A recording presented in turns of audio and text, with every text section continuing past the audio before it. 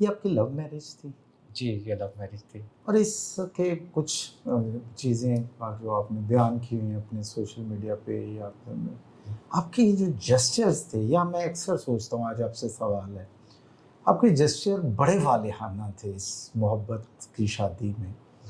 اور دوسرا میں دیکھتا تھا کہ ایک بچہ جو اتنی اسٹرگل میں، اتنی معاشی دباؤ میں ہے، لیکن اس کے اندر کا فنکار اور بانک پن بھی قائم ہے. بانک پن کیسے قائم رہا آپ کے خیال میں، زندہ کیسے تھا؟ اور پھر یہ محبت اور انڈرسٹینڈنگ نہ ہونا، محبت کی شادی بھی کامیاب نہ ہونا، اس کی وجہ کیا ہے؟ یہ دو حصے ہیں میرے سوال کے. اچھا، پہلی بات تو یہ ہے کہ اس وقت میں ینگ تھا. نوجوانی میں ہوتا ہے آپ کو کوئی پسند آ جاتا ہے، ہر کسی کو آتا ہے. تو لیکن آپ کا اظہار تو جو ہے نا اس میں بڑی بانک پن، والہانہ پن اور بڑا جی تھا، بڑی طوفانی محبت تھی. دو طرفہ تھی، ایسا نہیں کہ یک طرفہ تھی، دو طرفہ تھی. اور جس طرح سے یہ شادی ہوئی تھی وہ ایک پورا افسانہ ہے. بڑے ڈرامیٹک ماحول میں میں نے شادی کی. میرے پورے خاندان نے بائیکاٹ کر دیا. خاندان میں یہ تھا کہ والد کی طرف سے تو کوئی ایسا سچ نہیں تھے، والدہ کی طرف سے بھرپور خاندان تھا. 4 ماموں تھے، نانا ابو تھے، ایک خالہ تھی، پھر امی کے کزنز یعنی وہ بھی ماموں ہی ہو گئے. تو ایک بڑا خاندان. اور ان کا اعتراض یہ تھا کہ میں چونکہ سید فیملی سے بلانگ کرتا ہوں، وہ جو تھیں وہ ملک عوان فیملی سے تھیں. تو سادات آپ کو پتہ ہے مسلمانوں کے تو برمن ہوتے ہیں نا، تو وہ تو یہ گوارا ہی نہیں کرتے کہ سادات کے بعد کوئی بیٹا یا بیٹی شادی کر لے. تو انہوں نے کہا کہ یہ تم اپنی مرضی سے کرو، پھر ہم تو اس کے ذمہ دار نہیں ہیں اگر تمہاری اتنی ضد ہے. انہوں نے اس شادی کا بائیکاٹ کر دیا. والدہ کی تو مجبوری تھی کہ اکلوتا بیٹا تھا، تو والدہ نے بھی پہلے بہت سمجھایا. تو جب ان کو سمجھ آ گئی کہ نہیں بچہ جو ہے نا بہت ضد پہ آ گیا، مان گئی. آخر ماں نے کیا کرنا تھا. تو یہ شادی اس سینڈ سے بھی بہت ڈرامیٹک تھی. یہ اسٹیٹس گیپ بہت زیادہ تھا. میں سائبر انٹرنیٹ سروسز میں جاب کر رہا تھا، کسٹمر سپورٹ کی. میری 6500 تنخواہ تھی اس زمانے میں کسٹمر سپورٹ میں. وہ امیر تھے. وہ ایک تو ان کے والد صاحب ڈی پی او تھے پولیس میں صدر ٹاؤن کے، پہلے کماری ٹاؤن کے ڈی پی او رہے، پھر صدر ٹاؤن کے ڈی پی او رہے. تو ایک تو وہ کلاس فیلو تھی جامعہ کراچی میں. وہ میری کلاس فیلو نہیں تھی، وہ سائیکالوجیکل ڈپارٹمنٹ میں پڑھتی تھی، میں کمپیوٹر سائنس میں پڑھ رہا تھا. محبت جو پروان چڑھی. بالکل. تو ایک تو وہ والد صاحب پولیس کی جاب کی وجہ سے بھی ان کے پاس دولت تھی جو کہ پولیس افسران کے پاس ہوتی. دوسرا نا وہ خاندانی طور پہ بھی انہوں نے کافی کچھ انہیرنٹ کیا تھا. ویل آف تھے. پیچھے سے ان کا علاقہ چکوال تھا، تو چکوال میں ان کی کافی زمین اور پراپرٹی وہ انہوں نے انہیرنٹ بھی کی تھی. تو اسٹیٹس گیپ بہت زیادہ تھا. اس کا اپنے گھر والوں کو منانا وہ اس کی بہت بڑی اسٹرگل تھی، کیونکہ اس کے والد صاحب ایک تو بڑے سخت قسم کے پولیس آفیسر، اور اوپر سے ان کو یہ پتا ہو کہ اگلا کیا کرتا ہے جی، اگلا معمولی جاب کرتا ہے 6500 روپے والی. تو اس کے اینڈ سے بھی بہت اسٹرگل تھی، میرے اینڈ سے. تو اس طرح. سن کون سا ہے؟ میری 2006 میں شادی ہوئی، 2006 میں. ٹھیک ہے. تو یہ دونوں طرف کی نا طوفانی محبت تھی. شادی ہو گئی. اچھا، اب جو آپ نے سوال کیا تھا کہ پھر کیا بنتا ہے، اسٹیٹس گیپ جو ہے نا، ایک تو وہ بڑا سبب بنتا ہے، ریزن بنتا ہے. یہ جو محبت ہوتی ہے نا، یہ ایک اتر جاتی ہے، جلدی اتر جاتی ہے. مطلب ہمارے ہاں وہ سگمنڈ فرائڈ کا ایک جملہ کہ یہ ہارمونز میں جو تبدیلی آتی ہے نا، اس کا نام لوگ محبت رکھ دیتے ہیں. اصل میں تو یہ ہارمونل ڈس بیلنس ہوتا ہے. آپ کو ایک دوسرے کی طرف اٹریکشن ہوتی ہے، آپ کہتے ہیں محبت ہے، اس کے بغیر رہ نہیں سکتے.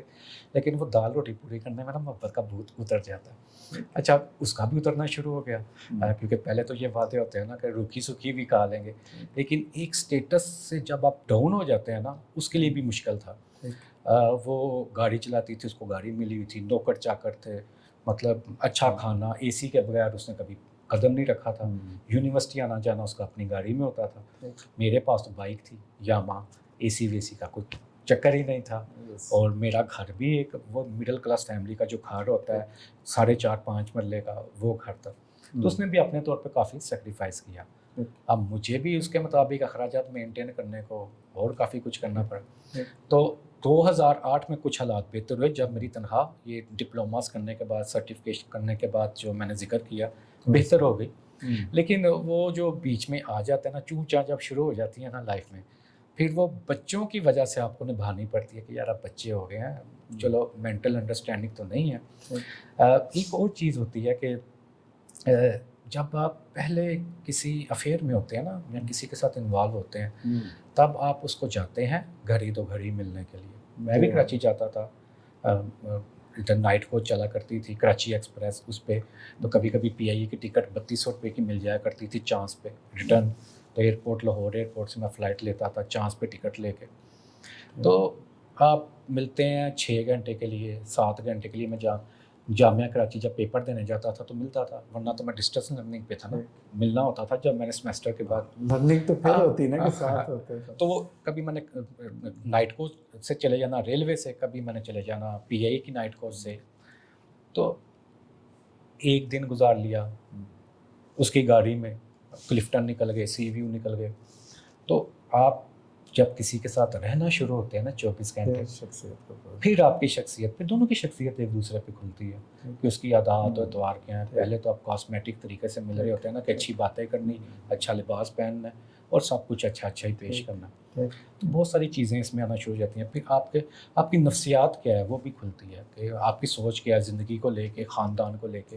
پھر ایسی شادی جس میں خاندان والی وارث نہیں نہ بنتا، وہ کہتے ہیں بیٹا آپ کی تھی آپ بھگتو، یعنی کوئی بڑا بیچ میں بیٹھتا ہی نہیں ہے۔ جب میاں بیوی کے درمیان ڈفرینسز آنے شروع ہو جاتے ہیں، اس کے گھر والے کہیں کہ آپ کی تھی آپ بھگتو، اور میرے گھر والے جو میرے تھے وہ کہیں بیٹا۔ پھر 10 سال چلی آپ 10 سال چلی، 10 سال اس لیے کہ بیٹی تھی بیٹا تھا، تو اس کو کھینچنا پڑتا ہے کہ کسی طرح اب کر لی ہے، خود ڈیسیجن لے کے کی تھی، تو اب اس کو چلانا ہے۔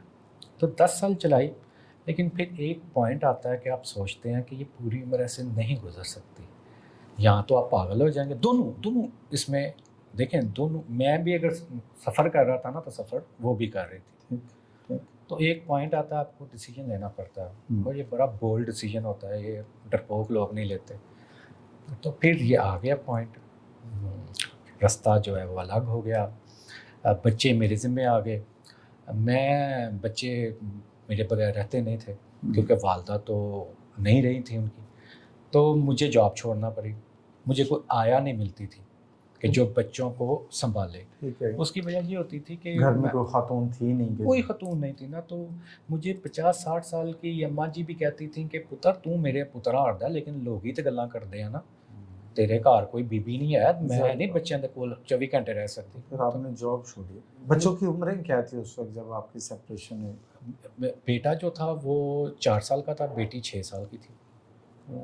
وہ چھوٹے تھے؟ وہ چھوٹے تھے، میرے بغیر رہتے نہیں تھے، میں ذرا سا نظر سے اوجھل ہوتا تھا تو وہ رونا شروع کر دیتے تھے۔ ان کے ذہن میں یہ تھا کہ ماما نہیں ہے تو پتہ نہیں بابا بھی نہیں ہے، تو مجھے جاب چھوڑ کے گھر بیٹھنا پڑا۔ اور مجھے پھر اپنا وہ مکان جہاں پہ میرا آبائی مکان تھا جو میرے والد نے بنایا تھا، چھوٹا سا تھا، 4.5-5 مرلے کا، اس کو بیچنا پڑا۔ بیچنا مجھے اس لیے پڑا کہ میں نے سوچا کہ مجھے اس ماحول سے نکلنا ہے، ورنہ ہمسائے جہاں پہ میں نے پوری عمر پلا بڑھا زندگی گزاری، وہ بچوں کو ہمیشہ یاد دلاتے رہیں گے کہ آپ کی ماں کدھر ہے یا کیا ہوا، تو ان بچوں کا ذہن بھی اسی میں اٹکا رہے گا کہ ہوا کیا تھا۔ تو میں بچوں کو لے کے اس ماحول سے نکلوں، میں نے مکان بیچ دیا، اور مکان بیچنے کے بعد میں شفٹ ہو گیا اپنی خالہ کے قریب ڈسکا میں، سیالکوٹ سے نکلا ڈسکا شفٹ ہو گیا، لاہور آ گیا جاب کرنے، جاب پچھلی چھوڑ دی، یونیورسٹی آف لاہور کو جوائن کر لیا، پڑھانے لگ گیا، فوٹوگرافی پڑھانے لگ گیا، ڈاکومنٹری پڑھانے لگ گیا، ویکینڈ پہ جو تھا جاتا تھا۔ اس دوران شادی کی